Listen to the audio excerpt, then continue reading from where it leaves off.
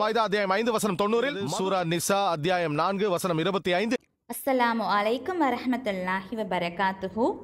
இப்போ நம்ம இந்த வீடியோவில் பார்த்த இந்த நபரை தெரியாதவங்க யாருமே இருக்க முடியாது.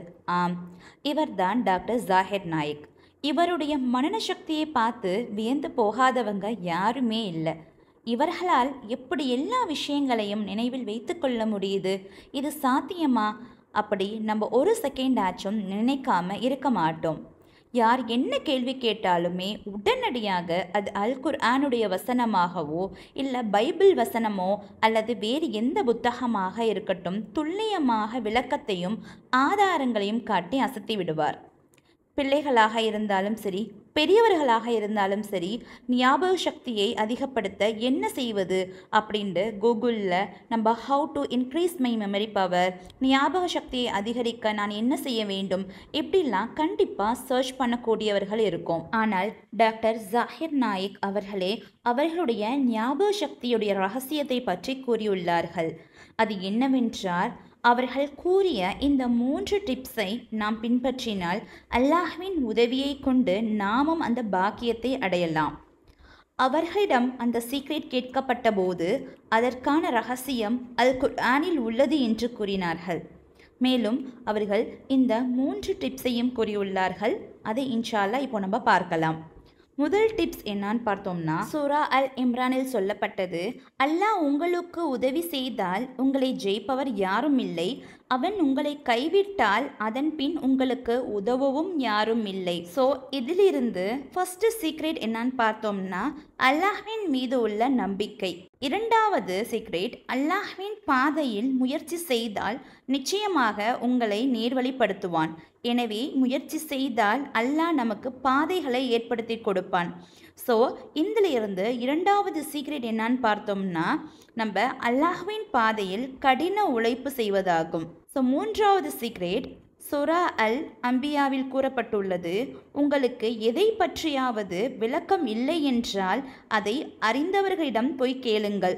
So learning from the person who knows better than as.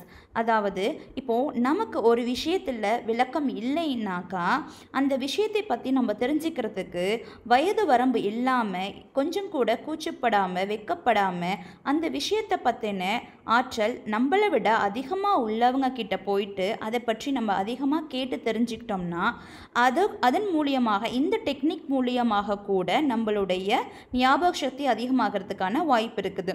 இப்போ உதாரணமாக நம்ம ஒரு விஷயத்தை படித்து புரிஞ்சுக்கிறத விட அதை மற்றொருவர் சொல்லும்போது ஒரு சில மக்களுக்கும் பிள்ளைகளுக்கும் அது மற்றவர் சொல்லும்போது ரொம்பவுமே சகஜமாகவும் ரொம்ப ஈஸியாகவுமே நம்மளுடைய ஞாபகத்தில் பதியக்கூடிய வாய்ப்பு இருக்குது. ஸோ இதைத்தான் அல்லாஹ் தாலாவும் குர்ஆனில் சொல்லியிருக்கான். ஸோ இந்த 3 சீக்ரெட்டுடைய எசன்ஸ் பார்த்தோம்னாக்கா, ஃபர்ஸ்ட் சீக்ரெட் அல்லாஹ்வின் மீது உள்ள நம்பிக்கை, இரண்டாவது சீக்ரெட் கடின உழைப்பு, மூன்றாவது சீக்ரெட் நம்ம தெரியாத விஷயங்களை மற்றவரிடமிருந்து கேட்டு தெரிஞ்சு கொள்வது. ஸோ முக்கியமான இன்னொரு விஷயம் என்னன்னு பார்த்தோம்னா, அல்லாஹ்வின் உதவி தான். அதாவது அல்லாஹுடைய உதவி எப்படி கிடைக்கும்? நம்ம எதுவுமே கடின உழைப்பு இல்லாமல், அல்லாஹ் மீது நம்பிக்கை வைக்காமல், நம்ம எதுவுமே செய்யாமல் நமக்கு தன்னால் அல்லாஹுடைய உதவி கிடைச்சிருமா அப்படின்னு பார்த்தோம்னா நிச்சயமாக அது அப்படி கிடைக்காது. நம்ம அல்லாஹ்வின் வழியில் நம்ம செய்யக்கூடிய கடின உழைப்பின் மூலியமாகவும் அப்படி தான் நமக்கு அல்லாஹ்வினுடைய உதவி நமக்கு கிடைக்கும். ஸோ எவர் ஒருவருக்கு அல்லாஹுடைய உதவி கிடைச்சிருச்சோ நிச்சயமாக அவங்க எந்த ஒரு செயலில் ஈடுபட்டாலுமே அவங்களுக்கு அது வெற்றியை தான் கொடுக்கும். சுபஹானல்லாஹ். மேலும் தெளிவாக பேசும் ஆற்றலை மூசா நபி அவர்களுக்கு அல்லாஹ் கற்றுக் கொடுத்த ஒரு அழகிய துவா. இது உங்களுக்கு பயனுள்ளதாக இருக்கும். ரப்பி ஷ்ரஹ்லி சதுரி வயஸ்ஸிர்லி அம்ரி வஹ்லுல் உக்ததம் மின் லிசானி யஃப்கஹு கௌலி. இதனுடைய பொருள், இறைவனே எனக்காக என் நெஞ்சத்தை நீ உறுதிப்படுத்தி விரிவாக்கி தருவாயாக, என் காரியத்தை எனக்கு நீ எளிதாக்கி வைப்பாயாக, என் நாவிலுள்ள திக்குவாய் முடிச்சுகளை அவிழ்ப்பாயாக, என் சொல்லை அவர்களுக்கு விளங்கிக் கொள்வதற்காக. இந்த அழகிய துவாவை நபி மூசா அலைவசல்லாம் அவர்களுக்கு அல்லாஹ் தஆலா கற்றுக் கொடுத்தார். மேலும் டாக்டர் ஜாகிர் நாயிக் அவர்களும் கூட சிறு வயதில் திக்குவாய் உடையவர்களாகத்தான் இருந்திருக்காங்க.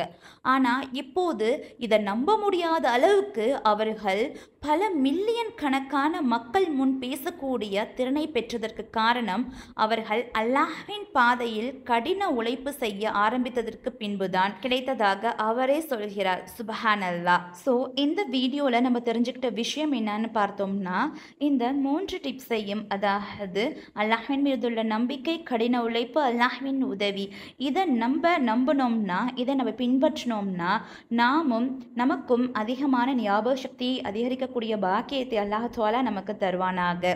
உங்கள் மெமரி பவரை செக் பண்ணி பார்ப்பதற்கு மேலே கூறியுள்ள இந்த 3 டிப்ஸையும் சுயமாக நீங்கள் கமெண்ட் செக்ஷனில் பதிவு செய்யுங்கள். அஸ்ஸலாமு அலைக்கும் வரஹ்மத்துல்லாஹி வபரகாத்துஹு.